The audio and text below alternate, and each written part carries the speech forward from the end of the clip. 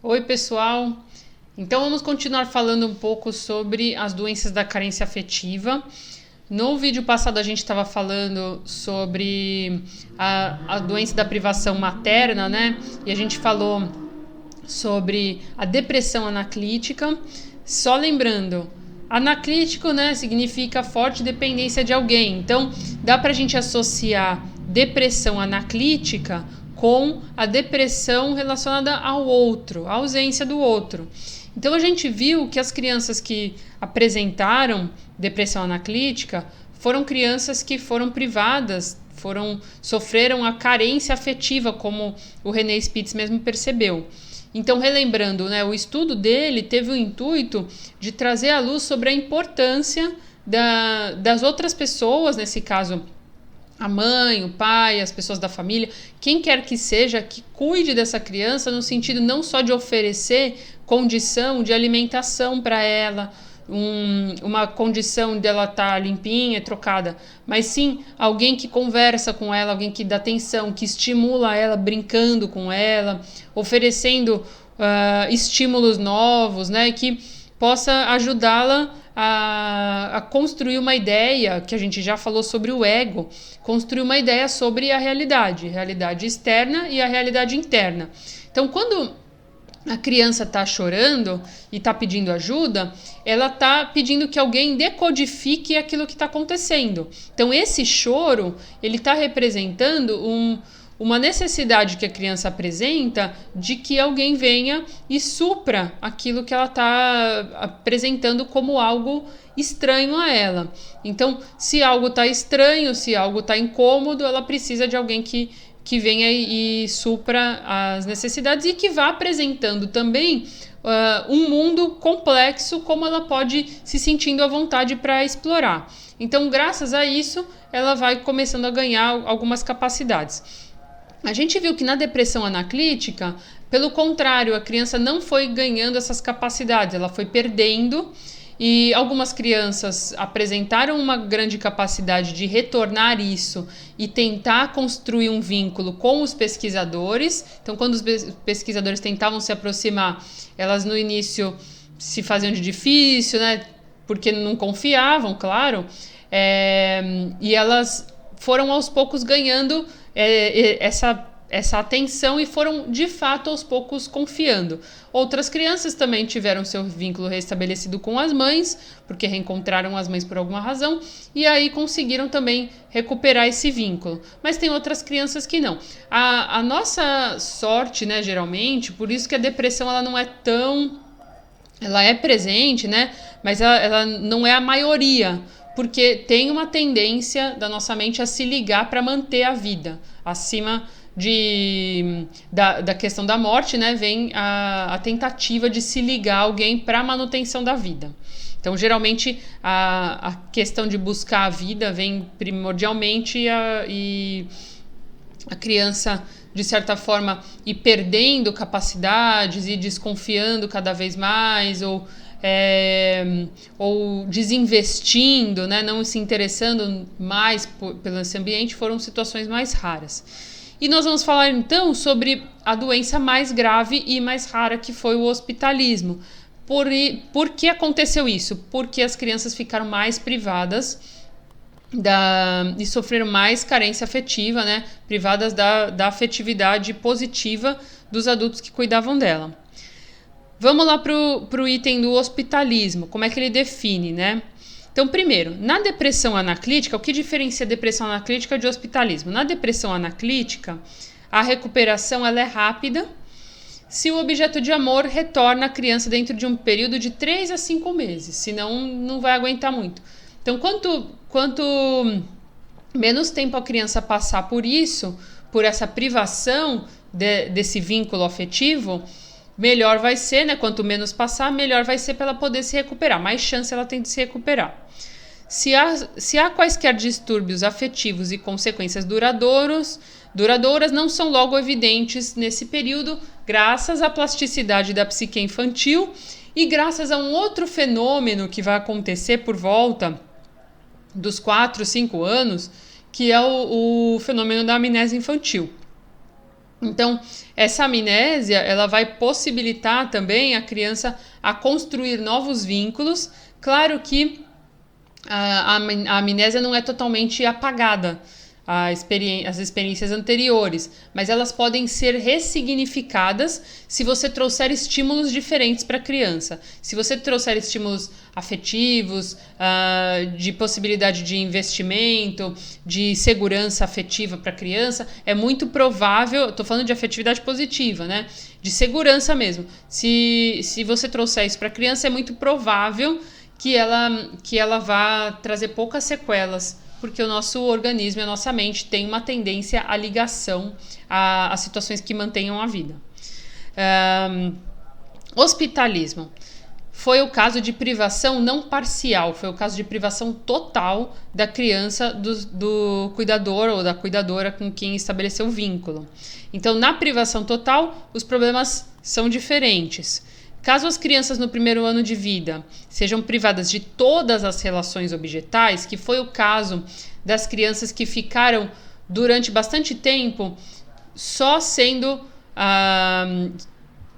cuidadas nas suas necessidades mais importantes. Então, sendo trocadas, tinha uma cama limpinha, tinha mamadeira na hora que precisava, mas não tinha ninguém que pegasse no colo, ninguém que falasse com elas, ninguém que olhasse para elas, ninguém que estimulasse elas, não tinha.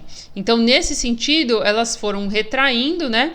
Então, caso as crianças no primeiro ano de vida sejam privadas de todas as relações objetais, por um período que dure mais de 5 meses, é o que o René Spitz observou a partir do estudo dele, elas apresentarão sintomas de progressiva deterioração. Lembra do estresse tóxico que eu falei para vocês? Então, tóxico até no nome, né? Então, tóxico porque acaba destruindo neurônios. O que você tinha formado de memória, o que você tinha construído sinapses para você poder, de fato, aproveitar isso como um repertório de comportamento, a tendência disso é que você vá perdendo. Então, vá se desligando, como se fosse esquecendo aquilo que já foi aprendido. Então, vai apresentando sintomas de deterioração que parecem ser, pelo menos em parte, irreversíveis. Então, uma atenção que o René Spitz traz é que crianças privadas da afetividade, da ligação por mais de 5 meses, podem vir a apresentar danos irreversíveis no desenvolvimento da personalidade, no desenvolvimento físico e no desenvolvimento cognitivo. O estudo sobre privação total e hospitalismo, que foi o que ele chamou, né, de hospitalismo, que foi a privação total, foi feito da seguinte forma: 91 bebês foram cuidados e amamentados pelas mães durante os 3 primeiros meses de vida. Após o 3º mês, as mães e os bebês eram separados. As crianças permaneciam num orfanato com alimentação, higiene, cuidados médicos, medicação e etc. Então, nesse caso, essas crianças elas passaram menos tempo, elas passaram pelo menos 3 meses. Então, tem crianças, né, a gente estava falando das crianças com pelo menos 6 meses, essas crianças elas passaram no primeiro organizador, no período do primeiro organizador. E uma característica, né, que além delas só serem cuidadas a partir desses cuidados necessários de higiene, de cuidados médicos, de medicação, de mamadeira e etc., tinha uma única enfermeira para cuidar de até 12 bebês, o que levou a cuidar apenas dos aspectos técnicos, não oferecendo afetividade aos bebês. Então, eles observaram que crianças que foram privadas antes passaram por mais de 5 meses nessa condição da enfermeira, uma enfermeira para 12 bebês, que ofereceram para esses bebês, né, que ofereceu para esses bebês os cuidados necessários, porém não cuidados afetivos, não cuidados de ligação.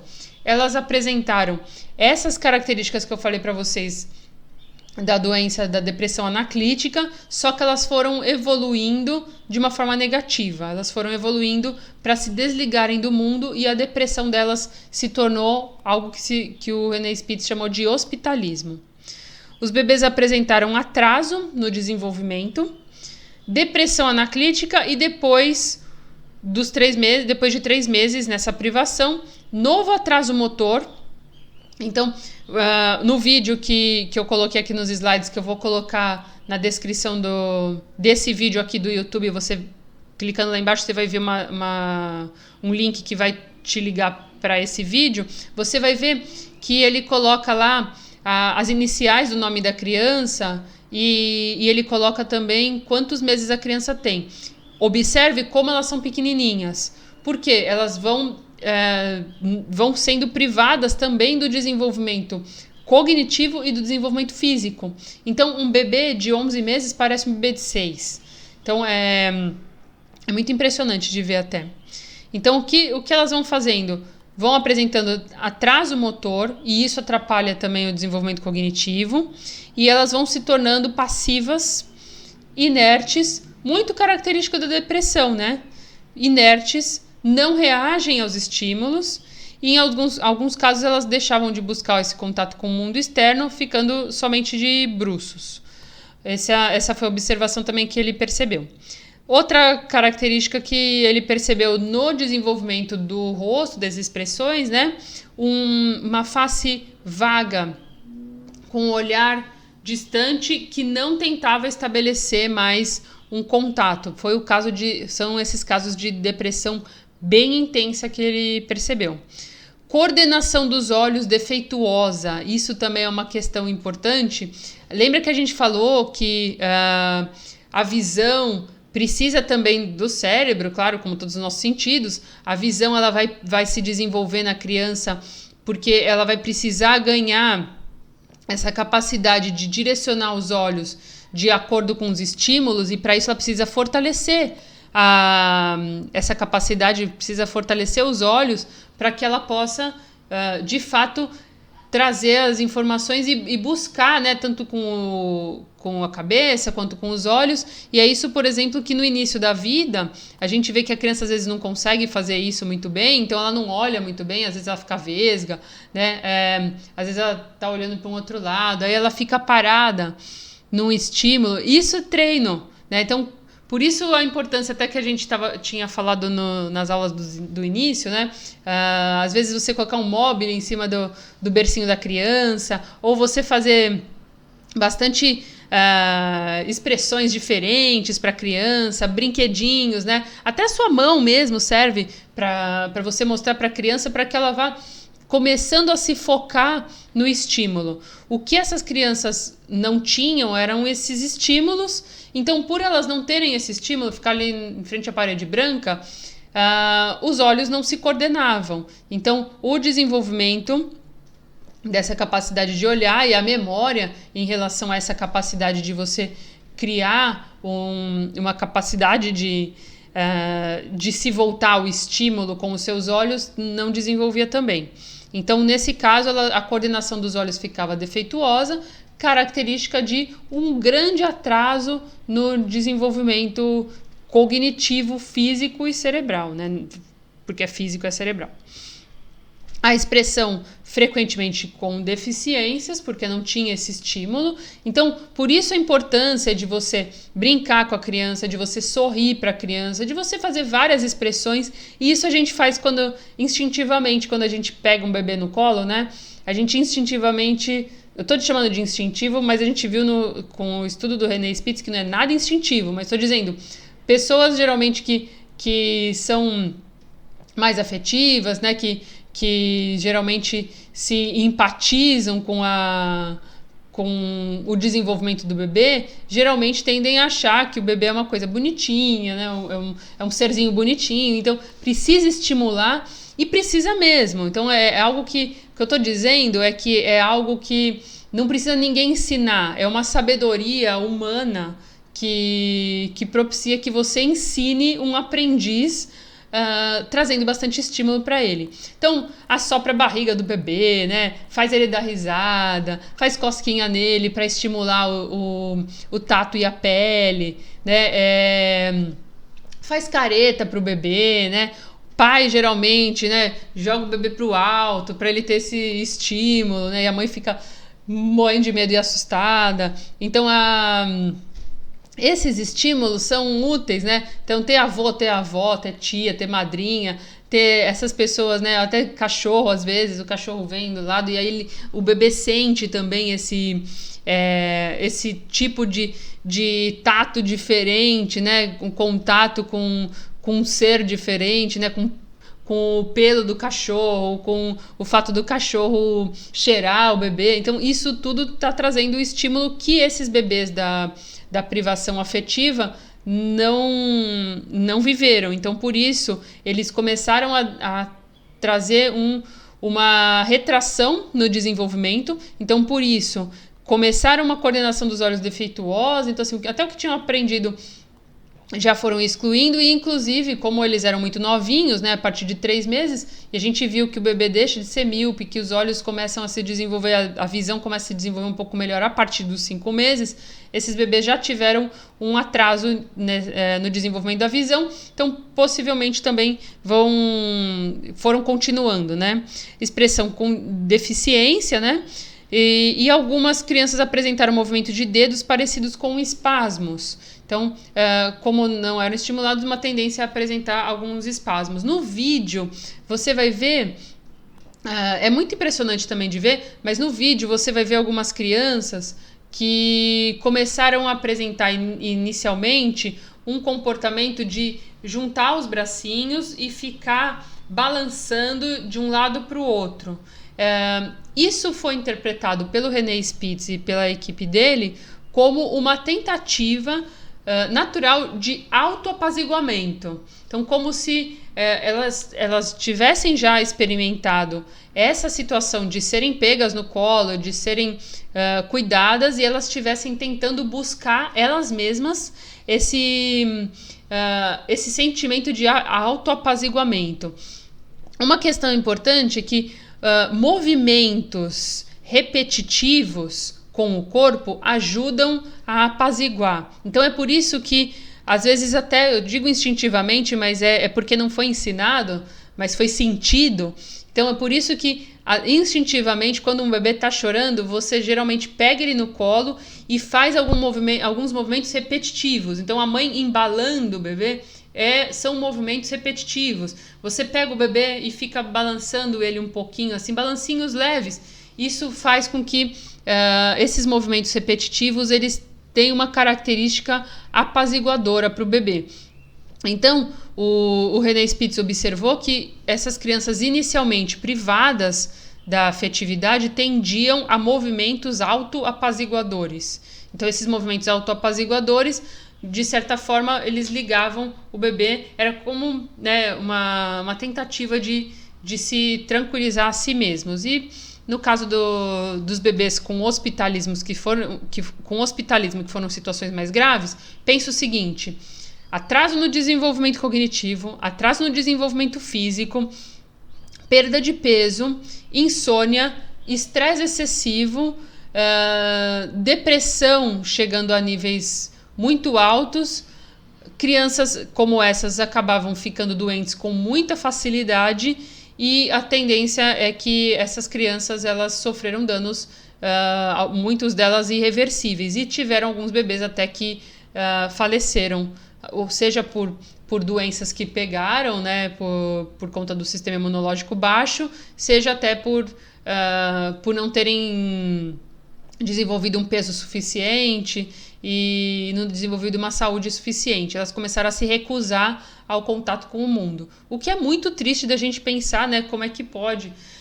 Você vendo o vídeo, você vai ver e provavelmente você vai perguntar uma coisa como eu me perguntei e muita gente que assiste o vídeo observa.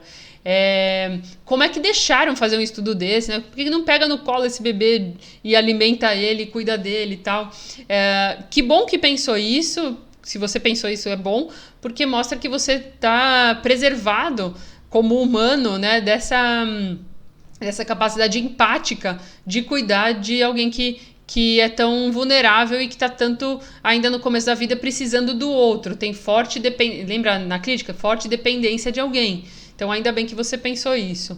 Mas o fato é que eles estudaram para eles poderem, de fato, mostrar na tese deles, né, cientistas, de que o quão importante era o cuidado afetivo. E de certa forma, isso possibilitou também mudanças no pensamento de políticas públicas.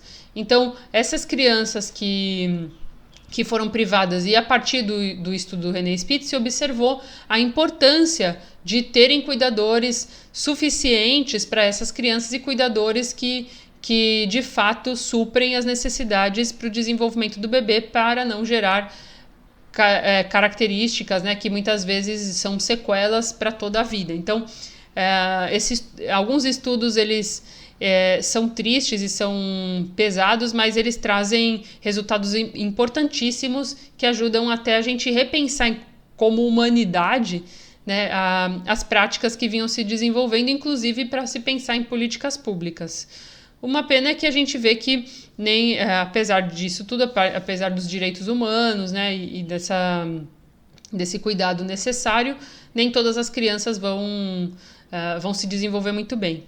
Então, enfim, esse é o estudo do René Spitz. Espero que seja legal para você poder pensar tanto, né, do ponto de vista do desenvolvimento